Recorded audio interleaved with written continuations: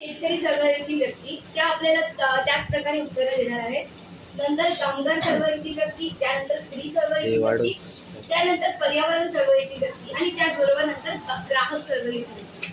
आता या सगळ्या चळवळी करण्यामागील कारण ही त्यांच्या आपापल्या म्हणजे त्यांच्या उद्देशानुसार असतील की त्यांनी या सगळ्या चळवळी का केल्या. आता आपण बघायला गेलं तर ह्या चळवळी त्यांनी त्यांच्या हितासाठीच केल्या असतील. तर आता मी माझ्या प्रश्नाची सुरुवात करते, ज्या प्रकारे त्या मला त्यांची उत्तरं सांगतील. सो तुम्ही सगळ्यांनी मला सहयोग करा. आदिवासी चळवळ. आदिवासी चळवळ ही स्वातंत्र्यपूर्व काळात ब्रिटिशांनी आदिवासींच्या जगण्याच्या संपत्तीवर उदरनिर्वाह करण्याच्या हक्कावर गदा आणली. आता आदिवासींचा जो उदरनिर्वाह आहे तो आपल्याला माहिती आहे, हा जंगलाद्वारे होतो. पण ब्रिटिशांनी त्यांच्या त्या हक्कावर गदा आणली. मग त्यांनी त्यांच्या हक्कासाठी चळवळ केली, आदिवासी चळवळ केली. तर त्यांच्यामध्ये त्यांना कोणत्या समस्या आल्या, त्यांनी का केली, अशा प्रकारचे आता मी त्यांना प्रश्न विचारले. तर माझा पहिला प्रश्न तुमच्यासाठी आहे, आदिवासी चळवळीचा मुख्य हेतू काय होता? सर्वप्रथम मला प्रश्न केल्याबद्दल धन्यवाद. आणि मी आदिवासी चळवळीमध्ये आमचा समाज हा अशिक्षित होता, त्यात मी एकमेव शिक्षित मुलगी आहे. आणि त्यामुळं आम्ही आदिवासी चळवळ ही निर्माण केली. त्यामुळे आपण हेतू होता की पूर्वी स्वातंत्र्यपूर्व काळामध्ये ब्रिटिश लोकांनी आमच्या उदरनिर्वाह बंद करून आमच्यावर गदा आणली आणि आम्हाला स्वतः स्वातंत्र्य नव्हते, जगण्याचे असं पूर्णपणे मोकळेपणाने जगण्याचे स्वातंत्र्य नव्हते. असं आम्ही एकत्र म्हणजे आम्हाला स्वातंत्र्य हवे होते आणि आपल्या जाती, धर्म, भाषा इतर असं आम्हाला स्वतंत्रतेचा उच्चार करता यावा, समाजात वावरता यावे, म्हणून आम्ही आता आदिवासी चळवळी निर्माण केली. माझा दुसरा प्रश्न तुमच्यासाठी, आदिवासी समाजाचा मुख्य प्रश्न काय होता? आता तुम्ही जी आदिवासी चळवळ केली त्यामध्ये तुमचा मुख्य प्रश्न काय होता? त्यामध्ये आमचा प्रश्न होता की सरकारला, की ब्रिटिश लोकांना होता की तुम्ही आम्हाला इतर समाजाला तेवढा तुम्ही सोयी सुविधा पुरवता, तेवढा आम्हाला का नाही दिलं, हा आमचा त्याला मुख्य प्रश्न आहे. आणि म्हणून आम्ही चळवळ सुरू केली. तुमच्या चळवळीतून तुम्हाला या प्रश्नाचं उत्तर मिळालं आतापर्यंत? हो, आत्तापर्यंत आम्हाला पूर्णपणे जेवढा आम्हाला सोयी सुविधा पाहिजे तेवढं तरी नाही मिळालं, परंतु जेवढं आम्ही अपेक्षा ठेवल्या तेवढं. माझा पुढील प्रश्न तुमच्यासाठी, आदिवासी समाजाची प्रमुख मागणी कोणती? आमची आदिवासी समाजाची प्रमुख मागणी म्हणजे की आम्हाला आमचे गावामध्ये, आमचे खेडोपाडे खूप असे त्याला रस्ते नव्हते, शाळा नव्हत्या, दवाखाने नव्हते. त्यामुळे आमच्या गावी अशी मुलं शिकायची नाही. आणि मी तालुक्यामध्ये जाऊन शिकले, त्यामुळं मी आमच्या गावाची एकमेव शिकलेली मुलगी. आणि आमच्या गावातले अजून काही मुले त्यांना पण शिकायची इच्छा आहे, पण अशी सोयी सुविधा नाही. आणि या आमच्या मागण्या आहेत सरकारला अजून की तुम्ही अजून आम्हाला या सोयी सुविधा पुरवाव्यात, म्हणून आम्ही आदिवासीला अजून चालू. तुम्ही शिक्षित आहात तर त्यासाठी तुम्ही तुमच्या गावामधल्या काही विद्यार्थ्यांना शिकवण्याचा प्रयत्न केला? हो, नक्कीच केलं. मी अजूनही करते. आमच्या गावांमधील आणखी जे शिकत नाही आहे, म्हणजे त्यांची इच्छा सुद्धा नाही, त्यांना आम्ही त्यांच्या पालकांना समजावून देते की तुमच्या मुलाला शिकण्याची किती गरज आहे, तुमचा मुलगा जर शिकला तर किती पुढे पिढ्या घडवणार आहे. त्यामुळं ते मी महत्त्व पटवून दिले. आणि काही काही जणांना मी शिकवायची त्यांची परिस्थिती नसल्यामुळे मी त्यांना काही शिकवण्यासाठी सुद्धा मदत करते. आणि माझे सहकारी जे असतात ते सुद्धा मला मदत करतात. वा, अगदी छान कार्य करतात. बरं, त्याचबरोबर आता माझा पुढील प्रश्न तुमच्यासाठी, शेतकरी बांधव एकत्र संघटित होतो. आपण पाहू शकतो की आपला शेतकरी बांधव हा जगाचा पोशिंदा आहे आणि त्यालाच जर सोयी सुविधा मिळत नसतील तर आपण म्हणजे असण्याचा फायदा काय? आपण आपल्या पोशिंद्याला जर त्यांना ज्या सोयी सुविधा हव्या आहेत त्या पुरवून दिल्या तर त्यामध्ये आपला देखील तेवढाच फायदा आहे. त्यामुळे आपण आपल्या जगाच्या पोशिंद्याला त्यांच्या सोयी सुविधा मिळवण्यासाठी पाठिंबा दिला पाहिजे. माझा पुढील प्रश्न तुमच्यासाठी, बारडोली, चंपारण्य, पोतीचा प्रश्न या शेतकऱ्यांसाठी असलेल्या चळवळींविषयी थोडक्यात माहिती द्याल? या चळवळीचा पण मुख्य हेतू होता, कारण की तिथेही तिथेही त्यांच्या शेताला योग्य भाव असतो तो मिळत नव्हता. आणि त्याच्यामुळे विविध शेतकऱ्यांचे त्यांनी केलेल्या काबाड कष्टाचे काही मोलच उडवत होते, त्यांना काही फायदाच होत नव्हता. आणि ह्यासाठी अनेक आमच्या शेतकरी बांधवांनी तिथे आत्महत्या करण्याचाही प्रयत्न केला. म्हणून आम्ही ह्या चळवळी उभ्या करण्याचा प्रयत्न केला. माझा पुढील प्रश्न तुमच्यासाठी, शेतकरी चळवळीची प्रेरणा कोणाच्या विचारातून घेतली जाते? शेतकरी चळवळीची जी प्रेरणा आहे ती थोर महात्मा गांधी, महात्मा फुले आणि ज्ञानज्योती रानडे यांच्या विचारातून आम्ही घेतली आहे. हरित क्रांतीचे परिणाम काय? हरित क्रांती केल्यामुळे आमच्या शेतीचे उत्पादन वाढले आणि अन्नधान्याबाबत आपला देश हा स्वयंपूर्ण बनला. त्याचबरोबर माझा पुढील प्रश्न, शेतकरी संघटनांच्या प्रमुख मागण्या कोणत्या? शेतकरी संघटनांच्या प्रमुख मागण्या खूप सोप्या आहेत आणि त्या पुरवल्या जातील अशा आम्हाला अपेक्षा आहे. आमच्या शेतमाल आम्हाला जास्त काही नको, फक्त आमच्या शेतमाल आहे त्याला फक्त तुम्ही योग्य भाव दिला पाहिजे, कर्जमुक्ती केली पाहिजे, कर्ज माफी केली पाहिजे आणि शेतीला उद्योगाचा दर्जा दिला पाहिजे. एवढंच आमच्या मागण्या आहेत. तुमच्या मागण्या अगदी योग्य आहेत, कारण की तुम्ही आपल्या जगाचे पोशिंदा आहात आणि तुमच्या या मागण्या अगदी म्हणजे खूप मोठ्या नाहीयेत, तुमच्या फायद्यासाठी आणि आमच्या देखील फायद्यासाठीच आहे. त्यामुळे तुमच्या मागण्या अगदी योग्य आहेत. त्यामुळे माझ्याकडून तर तुम्हाला पूर्णपणे पाठिंबा आहे. आता तुमच्यासाठी माझा शेवटचा प्रश्न, भारतातील काही महत्त्वाच्या शेतकरी संघटनांची नावे. शेतकरी संघटना, भारतीय किसान सभा, ऑल इंडिया किसान सभा अशा आम्ही छोट्या छोट्या संघटना स्थापन करून आमच्या मागण्या पूर्ण करण्याचा प्रयत्न करत आहोत आणि आमचं सरकारलाही हेच सांगणं असेल की ह्या मागण्या आमच्या लवकरात लवकर पूर्ण व्हाव्यात आणि आम्हाला लवकरात लवकर आमच्या मागण्या पूर्ण कराव्यात हीच विनंती आहे. मित्रांनो, आपण पाहू शकतो की आपला जो जगाचा पोशिंदा आहे त्याच्यावर कर्ज असल्याने तो फक्त आत्महत्येचा निर्णय घेतो, तो की अत्यंत चुकीचा आहे. त्यामुळे आपण जनतेने त्यांना पाठिंबा करून त्यांच्या या ज्या मागण्या आहेत त्या पूर्ण करण्यासाठी आपण त्यांना पूर्णपणे पाठिंबा दिला पाहिजे. कारण की आपला शेतकरी बांधव जर आत्महत्या करत असेल तर ती आपल्यासाठी लाजिरवाणी बाब आहे. धन्यवाद तुमच्या या उत्तरांबद्दल. तुमच्या या उत्तरांमुळे आज आमच्या या मित्रमंडळीला खूप माहिती मिळाली शेतकऱ्यांविषयी, की शेतकऱ्यांच्या समस्या काय आहेत आणि आता ते नक्कीच तुम्हाला पाठिंबा करतील. आता माझा प्रथमतः तुम्हाला थँक्यू, तुम्ही इथे आलात. आता माझा पहिला प्रश्न तुमच्या चालू केला पण 19व्या शतकात भारतात कोणत्या उद्योगांची स्थापना झाली? 19व्या शतकामध्ये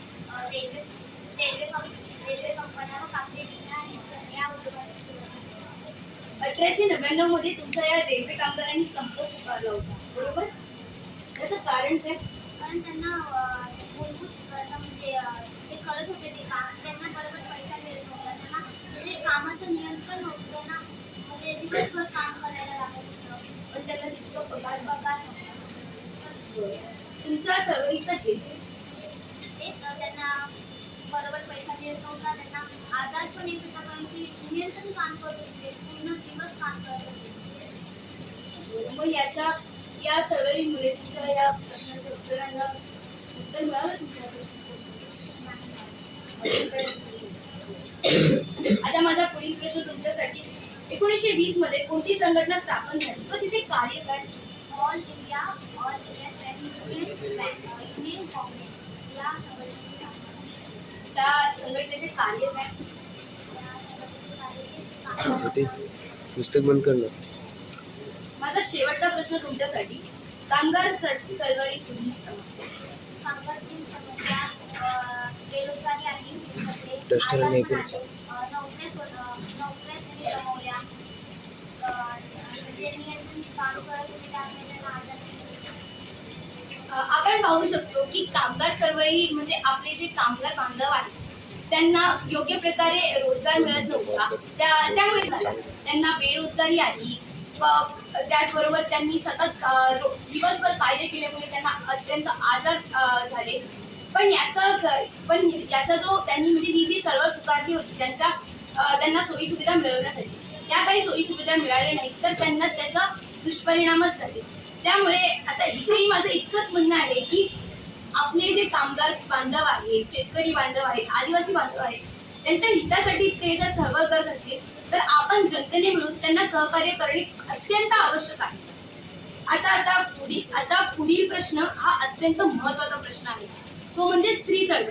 आपण पाहू शकतो की स्वातंत्र्यपूर्व काळात स्त्रियांना शिकण्याची, त्याचबरोबर त्यांना बाहेर पडण्याची परवानगी नव्हती. स्त्रिया या चूल आणि मुली तर त्यांचं कार्य असं त्यांना असं सगळे म्हणत असायचे. पण आपल्या थोर पुरुषांमुळे स्त्रियांना आता शिकण्याची संधी मिळाली. सावित्रीबाई फुले यांच्यामुळे आज स्त्रिया शिकत आहेत. सावित्रीबाई फुले यांनी स्वतःवर दगडफेक स्वीकारली, इतरांच्या चुका स्वीकारल्या, शेणांचे मारे स्वीकारले, पण त्यांनी त्यांची जिद्द सोडली.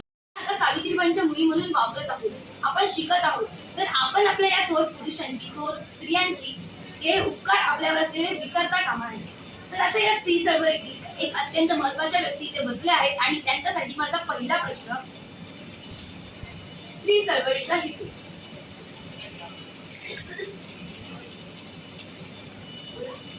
स्त्री चळवळी म्हणजे आता तुम्ही सांगितलं त्याबद्दल की स्त्रियांना पूर्वी असं बाहेर पडण्यामुळं स्वातंत्र्य नव्हतं, घरी मध्ये त्यांना चूल आणि मूल एवढंच चालवतं. आणि नंतर अशा एवढ्या महान स्त्री आणि महान पुरुष होऊन गेले. त्याच्यानंतर मग सावित्रीबाई फुले, अशा अनेक रमाबाई लांडे अशी भरपूर उदाहरणं देता येतील. अशा स्त्रियांनी पुरुषांनी आपल्या स्त्री चळवळीचे स्थापन केले. तर त्याचा मुख्य हेतू होता की स्त्रियांवर होणारा अन्याय व त्यांच्यावर शोषण, स्त्रियांवर होणारा अन्याय व त्यांचे शोषण थांबवून त्यांना स्वातंत्र्य मिळवून देण्यासाठी स्त्री चळवळीची स्थापना केली. असं त्याच्या मागे हेतू होता. माझा पुढील प्रश्न तुमच्यासाठी, भारतात कोणकोणत्या लोकांमुळे कोणकोणत्या सुधारणा करण्यात अशा महान लोकांमुळे भरपूर अशा सुधारणा झाल्या. त्यातीलच एक ईश्वरचंद्र विद्यासागर आणि राजा राममोहन, महात्मा ज्योतिबा फुले, सावित्रीबाई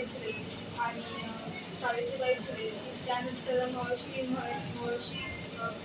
केशव कर्वे, महर्षी गोंडो केशव कर्वे आणि अशा अनेक आपण त्याचे नावं घेतली. भरपूर व्यक्ती आहेत. भरपूर व्यक्ती आहेत. त्यांनी सुधारणा केल्या. त्यांनी पूर्वीच्या ज्या अन्याय होत होते त्याच्यावर त्यांनी अनेक चळवळी केल्या. आपल्या समाजाला सुधारणा केल्या. आता या थोर पुरुषांची तुम्ही आम्हाला नावे सांगितली, आमच्या मित्रमंडळाला ही नावे कळाली, त्याबद्दल तुमचे अत्यंत धन्यवाद. आता माझा पुढील प्रश्न तुमच्यासाठी, स्त्री चळवळीची उद्दिष्टे. स्वातंत्र्यानंतरच्या काळामध्ये स्त्रियांना स्वातंत्र्य मिळवून देणे आणि हाच म्हणजे आपली चळवळीचं उद्दिष्ट होतं. स्त्री संघटना कोणता विचार करताना दिसतात? स्त्री संघटना स्वातंत्र्यानंतरच्या काळामध्ये स्त्रियांना स्वातंत्र्य मिळवून देणे, त्यानंतर स्त्रियांचं शिक्षण, व्यवसाय आणि स्त्रियांना ते सोबत करूनही त्यांना घरचे सांभाळणे वगैरे, घर संसार वगैरे त्यांना सांभाळावा लागायचा आणि इतर त्यांना कार्य करत असताना त्यांना अनेक समस्या यायच्या. त्याबाबत ते विचार करताना दिसतात. मित्रांनो, आपण पाहू शकतो की स्त्री चळवळी ही अत्यंत महत्वाची आहे. पण आपण पाहू शकतो की स्त्री चळवळी म्हणजे स्त्रियांना स्वातंत्र्य मिळाल्यामुळे काही स्त्रियांनी त्याचा अतिभोग केला. म्हणजे आता आपण पाहू शकतो की आजच्या या बदलत्या जीवनात स्त्रिया या खूप मुक्तपणे, स्वातंत्र्यपणे वावरत आहेत, पण त्याचा काही प्रकारे दुष्परिणामही दिसतो. तुम्हाला सगळ्यांना तो दुष्परिणाम. पुढील प्रश्न माझा तुमच्यासाठी, स्त्री चळवळी समोरील आव्हाने. स्त्री चळवळीमधील समोरील भरपूर आव्हाने आहेत. शिक्षण व्यवसाय करून त्यांना अनेक अन्याय मोठं आव्हान आणि अनेक स्वातंत्र्य मिळवून त्यांना शिक्षण पूर्ण करायचं आणि त्यानंतर पुढील आयुष्य काढणे तिथे भरपूर आव्हाने आहेत. आतापर्यंत आपण पाहू शकतो की या ज्या आपल्या 4 चळवळी झाल्या, त्यामध्ये स्त्री चळवळी ही एक अशी आहे की त्यांच्या मागण्या पूर्ण झाल्या, पण त्या मागण्या पण पूर्ण म्हणजे जगभर आपण बघायला गेलं तर भारतभर पूर्ण झाले असंच नाही. आपल्याच भारतातले काही राज्य अशी आहेत की तिथे स्त्रियांना मुक्त स्वातंत्र्य नाही. त्याचं उदाहरण म्हणजे आपल्याला माहितीच आहे, युपी, बिहार अशा ठिकाणी स्त्रियांना अजूनही स्वातंत्र्य मिळाले नाही. तिथे स्त्रियांना जास्त शिकण्याचीही परवानगी नसते. तिथे स्त्रिया संध्याकाळी 6 नंतर बाहेरही पडू शकत नाही. त्याचबरोबर ते त्यांच्या जे सासरच्या व्यक्तींसमोर, जसे की त्यांचे सासरे, सासूबाई, त्यांचे पती इत्यादी व्यक्तींसमोर त्यांना असा घुंगट त्यांच्यासमोर घ्यावा लागतो. त्यामुळे आपण पाहू शकतो की आपल्या भारत या देशातच काही राज्य अशी आहेत की तिथे स्त्रियांना अजूनही स्वातंत्र्य मिळाले नाही. तुमचे अत्यंत धन्यवाद की तुम्ही आम्हाला या प्रश्नांची उत्तरं दिली. आता पुढील चळवळ आहे पर्यावरण चळवळ. आता मित्रांनो, पर्यावरण चळवळ ही सर्वांनाच माहिती आहे की ही महत्वाची चळवळ आहे. पर्यावरण चळवळ जर ही पर्यावरण चळवळ केली नाही तर आपल्या पर्यावरणाचा ऱ्हास जगू शकेल का? हा माझा प्रश्न तुम्हाला आहे की पर्यावरणाचा ऱ्हास झाला तर माणूस हा जगू शकेल का? का बरं? ज्याला उत्तर द्यायचं आहे त्यांनी बिनधास्त उभं राहून उत्तर द्या. आपल्या मूलभूत गरजांच्या पर्यावरणाकडे अगदी बरोबर. आपल्या मूलभूत गरजा. आता माणसाला जगण्यासाठी आवश्यक काय असतं? अन्न, वस्त्र, निवारा आणि त्याचबरोबर ऑक्सिजन. ऑक्सिजन जो आहे हा आपल्याला कोण पुरवतं? पर्यावरणातील झाडे हे आपल्याला ऑक्सिजन पुरवतं. पर्यावरण हे आपल्याला पाणी पुरवतं. पाऊस हा सुद्धा पर्यावरणाद्वारे पडतो. जितकी ओसाड जमीन तिथे म्हणजे जितकं त्या प्रदेशात झाडं नाहीत तिथेच पावसाचे प्रमाण कमी असते. त्यामुळे पर्यावरण हे आपल्यासाठी अत्यंत महत्वाचे आहे. आणि ह्या पर्यावरणाच्या चळवळीतील एक व्यक्ती आपल्या समोर आहेत आणि त्यांना मी आता काही प्रश्न विचारणार आहे. ते प्रश्न अगदी अत्यंत महत्वाचे आहेत. त्यामुळे माझा पहिला प्रश्न तुमच्यासाठी, पर्यावरण चळवळीचा हेतू. पर्यावरण चळवळीचा मुख्य हेतू असा आहे की पर्यावरणाचे संरक्षण करणे. म्हणजेच पर्यावरणातील अनेक संसाधनांचे संरक्षण करणे, जसे की हवा, पाणी, निवारा अशा या सगळ्या संसाधनांचे संरक्षण करणे हाच पर्यावरण चळवळीचा मुख्य हेतू आहे. अगदी बरोबर आहे.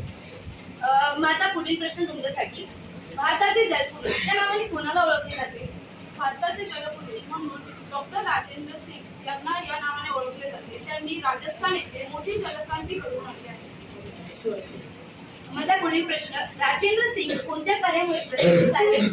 त्यांनी राजस्थान येथे हजारो जोड म्हणजेच नद्यांवरील मातीची बंधारे निर्माण केली आणि याच कार्यामुळे ते प्रसिद्ध झाले. बरं मित्रांनो, आपण पाहू शकतो की डॉक्टर राजेंद्र सिंग राणा यांनी राजस्थान येथे जलक्रांती केली. आपण यांच्याकडून ही प्रेरणा घेऊ शकतो की आपणही आपल्या पर्यावरणास वाचवण्यासाठी आपणही अशी मोठी कार्य केली. मोठमोठी नाही, पण आधी आपण छोट्या छोट्या कार्यांची सुरुवात केली तर त्यांचा नंतर मग मोठ्या कार्यांमध्ये रूपांतर होईल. डॉक्टर राजेंद्र राणा हे सुद्धा एक सामान्य व्यक्ती होते, पण त्यांनी हरित क्रांती घडवून स्वतःचे नाव इतिहासात नोंदवले. तर आपणही अशी कार्य केली तर आपले नाव इतिहासात येऊ नये. आपल्या पर्यावरणाचा बचाव करण्यासाठी आपणही अशी कार्य करणं अत्यंत आवश्यक आहे. सिंग यांचे कार्य, त्यांनी राजस्थान येथे अनेक जोड बांधले आणि त्यांनी तरुण भारत संघ या संघटनेची स्थापना केली व त्यांनी शेकडो गावांमध्ये 11,000 जोड त्यांनी निर्माण केले. तसेच त्यांनी देशभरात पदयात्रा करून जलसंवर्धन केले आणि वन्यजीवांचे संवर्धन केले. नद्यांचे पुनर्जीवन केले. हे कार्य त्यांनी केले. आपण पाहू शकतो की एक सामान्य व्यक्ती किती मोठमोठे कार्य करू शकतो. आपणही सामान्य व्यक्ती आहोत. आपल्या पर्यावरण हे आपल्यासाठी महत्वाचे आहे हे आपल्याला देखील माहिती आहे. त्यामुळे आपण अशी कार्य नक्कीच करण्याचा प्रयत्न केला पाहिजे. माझा पुढील प्रश्न तुमच्यासाठी, सिंह यांना कोणता अवॉर्ड दिला? यांना पाण्याचे नोबेल मानले जाणारे स्टॉकहोम वॉटर हे या पुरस्काराचे ते मानकरी आहेत. माझा शेवटचा प्रश्न तुमच्यासाठी, सध्या कोणत्या प्रश्नांवर पर्यावरण चळवळ संघर्ष करीत आहे? आजकालच्या काळात भारतात अनेक चळवळी संघर्ष करीत आहेत. त्यामध्ये जैवविविधतेचे संरक्षण करणे, पाण्याचे अनेक संसाधनांचे संरक्षण करणे, जंगलांचे आवरण, नद्यांचे प्रदूषण, हरित क्रांतीचे संरक्षण करणे, हरितगटांचे संरक्षण करणे, तसेच रासायनिक द्रव्यांच्या दुष्परिणाम व त्यांचा केला जाणारा वापर हे अनेक प्रश्न घेऊन आजकालच्या काळात चळवळी संघर्ष करीत आहेत. धन्यवाद. आता मित्रांनो, आपण विज्ञान अभ्यासणारी मुलं आहोत. तर आपल्याला माहिती आहे की हे जे रासायनिक पदार्थ आहेत, आपण जे न्यूक्लिअर एलिमेंट्स वापरतो त्यांचा म्हणजे किती मोठ्या प्रमाणात आपल्या पर्यावरणावर परिणाम होतो. रासायनिक पदार्थांमुळे आपल्या पर्यावरणास खूप मोठ्या प्रमाणात हानी होते आणि या न्यूक्लिअर एलिमेंट्समुळे पर्यावरणास हानी तर होतेच, पण आपल्या म्हणजे आपल्या मनुष्याला देखील किती मोठी हानी पोहोचते. आता आपल्याला हिरोशिमा नागासाकी येथील न्यूक्लिअर एलिमेंटचे झालेले ऍक्सिडेंट माहिती आहे. तर आपण तो एक घडलेला प्रसंग लक्षात ठेवून हे जे असे न्यूक्लिअर एलिमेंट्स आहेत, रासायनिक पदार्थ आहेत, आम्ल आहेत, त्यांचा वापर जो आहे तो अत्यंत कमी प्रमाणात केला पाहिजे. मुख्यतः त्यांचा वापर केलाच नाही पाहिजे. पण जर गरज असेल तर आपण त्यांचा वापर कमी प्रमाणात केला तर हे अगदी योग्य असेल. आता माझा पुढील प्रश्न आहे ग्राहक चळवळीचा. ग्राहक चळवळ ही सुद्धा आपल्यासाठी अत्यंत महत्वाची चळवळ आहे. 1986 साली ग्राहक संरक्षण कायदा अस्तित्वात आला. त्यानंतर ग्राहक चळवळीचा उदय झाला. या चळवळीची उद्दिष्टे व्यापक आहेत. तर ग्राहक चळवळीतील एक अत्यंत महत्वाच्या व्यक्ती आपल्या समोर बसल्या आहेत आणि त्यांच्यासाठी माझा पहिला प्रश्न ग्राहक चळवळी. ग्राहकांना भेसळ हे सगळे बदलाची फसवणूक करतात, जास्त किमती सांगून त्यांच्याकडून पैसे घेतात आणि असे त्यांचे हेतू करून ही ग्राहक जागवाची योजना ही हेतूमध्ये दिलेली आहे. आता मित्रांनो आपण पाहू शकतो की ग्राहक चळवळीचा जो मी पहिला प्रश्न विचारला त्याचं जे उत्तर आहे ते आपल्या सर्वांसाठीच लागू होतं. आता आपण कोणत्याही दुकानात जातो आणि आपल्याला हवी ती गोष्ट घेतो, पण आपल्याला त्या गोष्टी मागे किती म्हणजे कोणती प्रक्रिया झाली हे आपल्याला माहित नसतं. आता मागेच म्हणजे खूप जुनी गोष्ट नाही पण मध्येच राशनाचे जे तांदूळ होते, रेशनिंगचे तांदूळ होते, ते प्लास्टिकचे होते असं एक अफवा पसरली होती आणि काही ठिकाणी ते होते देखील. तर ही जी चळवळ आहे ग्राहक चळवळ ही अशाच भेसळयुक्त जे साहित्य आहे ते आपल्यापर्यंत पोहोचू नये त्यासाठी ही ग्राहक चळवळ कार्यरत असते आणि ती आपल्या फायद्यासाठी आहे. त्यामुळे ग्राहक चळवळीला जनतेचा पाठिंबा मिळणे हे अत्यंत आवश्यक आहे. माझा पुढील प्रश्न तुमच्यासाठी कोणत्या कारणांमुळे ग्राहकांवर परिणाम होतो? अर्थव्यवस्थेच्या बदलामुळे व सामाजिक व्यवस्थेच्या बदलामुळे ग्राहकांना परिणाम होतो. माझा पुढील प्रश्न तुमच्यासाठी ग्राहकांसमोरील समस्या कोणत्या? ग्राहकांना भेसळ म्हणजे दुधात आपण पाणी टाकून भेसळ करतात. आपले चटणीमध्ये मिरची चटणी असते व त्यात मिठाचे पावडर किंवा रंग करून त्यात भेसळ करून मिक्स करून भेसळ करून टाकतात. जसं ते मोहरी म्हणजे पपईच्या बियाचा वापर करून मोहऱ्याचं भेसळ हे सगळ्यांच्या पदार्थात भेसळ करतात. आपले बदल वापरायची फसवणूक करतात. कारण की आता आपण यूट्यूबमध्ये बघतो वजन मापाची कशी फसवणूक करतात. आता तर जसं की आम्ही जर सामान घ्यायला गेलो तर दुकानदार की आम्ही बघतो की सामान देतात पण आमचं थोडंसं दुर्लक्ष झालं तर ते सामान काढून घेतात, नाही तर वजन मापामध्ये फसवणूक करतात किंवा जास्त त्याची व्हॅल्यू कमी असेल तरी आम्हाला जास्त व्हॅल्यू करून ते सांगतात जास्त पैसे देतात. आपण पाहू शकतो की आपल्याला हे सगळं माहित तरी होतं का की आपण ज्या वस्तू घेतो त्यांच्यामुळे हे म्हणजे दुधात पाणी मिसळून आपल्याला जे तूप पुरवलं जातं त्या तुपामध्ये तेल मिसळून किंवा आपलं दुर्लक्ष झालं दुकानात आपलं दुर्लक्ष झालं तर ते साहित्य काढून देतात. म्हणजे अशी किती क्रिया घडते जेव्हा आपलं एखादं दुर्लक्ष होतं. आपल्याला हे सगळं माहीतही नसेल की आपण दुकानात जातो तेव्हा आपल्या मागे कोणकोणत्या क्रिया होतात. त्यामुळे माझा तुम्हाला खरंच खूप मोठा धन्यवाद की तुम्ही आम्हाला ही जागृती करून दिली की आम्ही दुकानात जातो पण आम्ही दुकानात जरासं दुर्लक्ष केल्यावर की कोणत्या क्रिया करतात. आता आपण दुकानात गेल्यावर आपल्या हातात एकतर मोबाईल तरी असतो नाही तर कोणतं तरी साहित्य असतं त्याच्यामध्ये आपलं मन वेधलं गेलेलं असतं. आता दुकानात आपण एखादं साहित्य त्यांना सांगितलं ते नाही थोडासा वेळ लागतो त्याची पॅकिंग करायला. तर मग साहित्य देत असताना आपण पाहू शकतो की आपलं जे मन आपला मोबाईल वेधून घेतो तर ते किती म्हणजे ते थोड्या वेळाचं लक्ष वेधलं गेलेलं आपल्याला जे साहित्य मिळतं त्यावरती किती दुष्परिणाम करतो. आपण आता आपण सुटं दूध घेतो म्हणजे की प्लास्टिकच्या पिशवीत दूध घेतो. आपण त्याचं पॅकेट असतं त्याच्यामध्ये दूध येत नाही. तर आपण पाहू शकतो की जे प्लास्टिकच्या पिशवीत आपण दूध घेतो ते दूध देताना ते दूध अगदी म्हणजे पूर्णपणे खरं दूध आहे असं नसतं. तर त्याच्यामध्ये पाणी ऍड केलेलं असतं, अन्य काही पदार्थ आम्ल ऍड केलेले असतात. तर ते आपल्यासाठी आपल्या आरोग्यासाठी किती हानिकारक आहे आणि यामुळे कार्यरत असते. त्यामुळे आपला पाठिंबा आपला धन्यवाद त्यांना असलंच पाहिजे.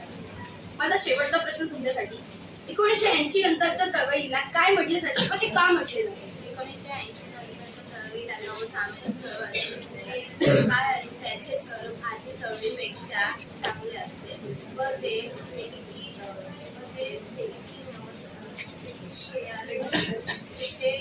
निष्ठा होऊ लागते व त्यात दुसरे चौथे व जन आंदोलन उभे करण्याचा प्रयत्न केला आहे. चळवळीविषयी हे चळवळीचा प्रमुख हेतू आहे. तर मित्रांनो, आजच्या या आपल्या सगळ्या चळवळी होत्या. आपण पाहू शकतो की या सगळ्या चळवळी अत्यंत महत्त्वाच्या आहेत. या व्यक्तींमुळे आपल्याला म्हणजे आपल्या अवतीभोवती काय घडत आहे हे आज आपल्याला या सगळ्या व्यक्तींद्वारे कळते. त्यामुळे माझी तुम्हाला सगळ्यांना विनंती आहे की टाळ्या वाजवून आपण त्या सगळ्यांना धन्यवाद व्यक्त केले.